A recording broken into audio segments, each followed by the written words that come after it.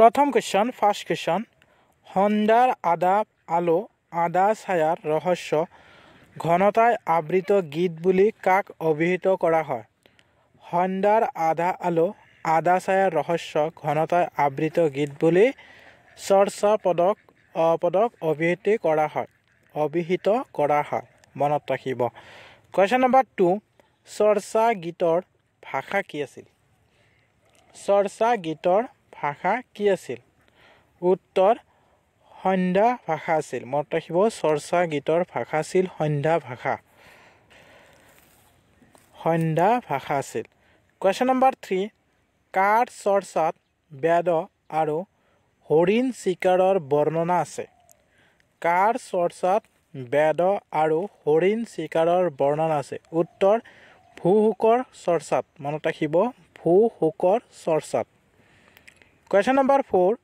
কোনটো চৰ্চাত দবা খেলৰ উল্লেখ আছে কোনটো চৰ্চাত দবা খেলৰ উল্লেখ আছে উত্তৰ 2 নং চৰ্চাত মনত ৰাখিব 2 নং চৰ্চাত দবা খেলৰ উল্লেখ আছে কোৱেশ্চন নম্বৰ 5 কিমান নং চৰ্চাত বিবাহ যাত্ৰাৰ বৰ্ণনা আছে কিমান নং চৰ্চাত বিবাহ যাত্ৰাৰ বৰ্ণনা আছে উত্তৰ 19 নং চৰ্চাত মনত ৰাখিব 19 নং চৰ্চাত কোৱেশ্চন নম্বৰ 6 চৰ্যা পদবোৰ কি ছন্দত ৰচিত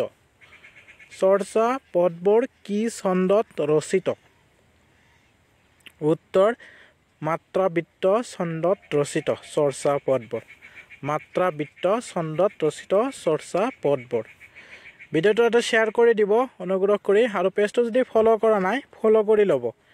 কোৱেশ্চন নম্বৰ 7 লোক সমাজে বেদৰ বাণী জ্ঞান কৰা লোক সাহিত্যবিদ কি উত্তৰ ডাকৰ বচন লোক সমাজে বেদৰ বাণী জ্ঞান কৰা লোক সাহিত্যবিদ হ'ল ডাকৰ বচন মনত ৰাখিব কোৱেশ্চন নম্বৰ 8 মাত্ৰাবৃত্ত ছন্দৰ সলনি আক্ষৰিক ছন্দৰ প্ৰৱৰ্তন কোন যুগত হৈছিল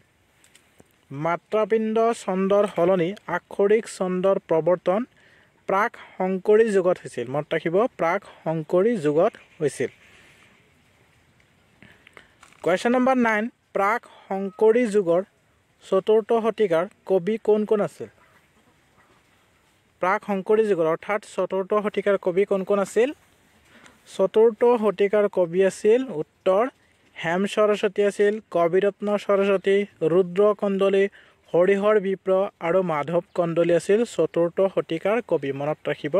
বা প্ৰাক শংকৰী যুগৰ কবি আছিল মনত ৰাখিব ইম্পৰ্টেণ্ট হয় কোৱেশ্চন নম্বৰ 10 হেম সৰস্বতীয়ে কোনজন ৰজাৰ পৃষ্ঠপোষকতা লাভ কৰিছিল এই কোৱেশ্চনটো পৰীক্ষাত দিয়া দেখা যায় সো মনত ৰাখিব হেম সৰস্বতীয়ে কোনজন ৰজাৰ পৃষ্ঠপোষকতা লাভ কৰিছিল উত্তৰ দুৰ্লভ নাৰায়ণৰ পৃষ্ঠপোষকতা লাভ কৰিছিল কোৱেশ্চন নম্বৰ 11 প্ৰহ্লাদ চৰিত্ৰ আৰু হৰগৌৰী সংবাদ কোনে ৰচনা কৰিছিল প্ৰহ্লাদ চৰিত্ৰ আৰু হৰগৌৰী সংবাদ কোনে ৰচনা কৰিছিল উত্তৰ হেম সৰস্বতীয়ে ৰচনা কৰিছিল প্ৰহ্লাদ চৰিত্ৰ আৰু হৰগৌৰী সংবাদ ৰচনা কৰিছিল কোৱেশ্চন নম্বৰ 12 নিভাঁজ অসমীয়া ভাষাৰ প্ৰথম লিখিত নিদৰ্শন কি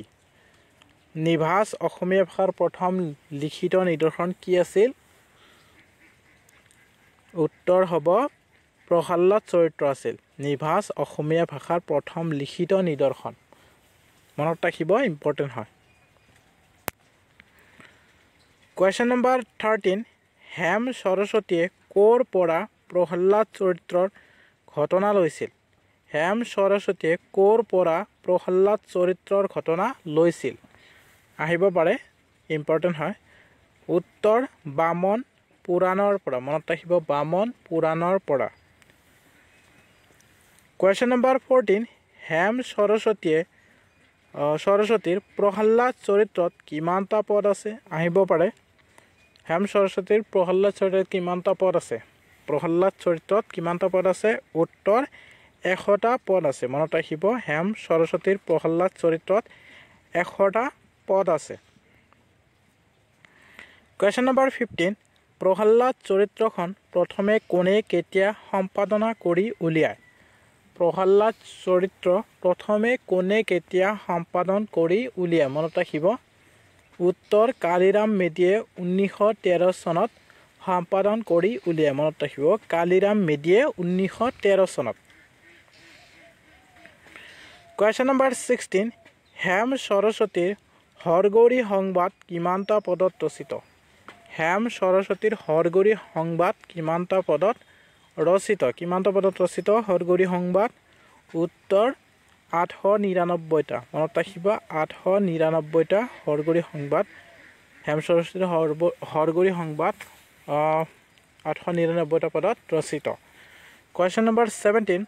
মহাপুৰুষ মাধৱদেৱৰ ভাগিন ৰামচৰণ ঠাকুৰৰ সপ্তম উপৰি পুৰুষজনৰ নাম কি আছিল মহাপুৰুষ মাধৱদেৱৰ ভাগিন ৰামচৰণ ঠাকুৰৰ সপ্তম উপৰি পুৰুষজনৰ নাম কি আছিল উত্তৰ কবিৰত্ন সৰস্বতী মনত ৰাখিব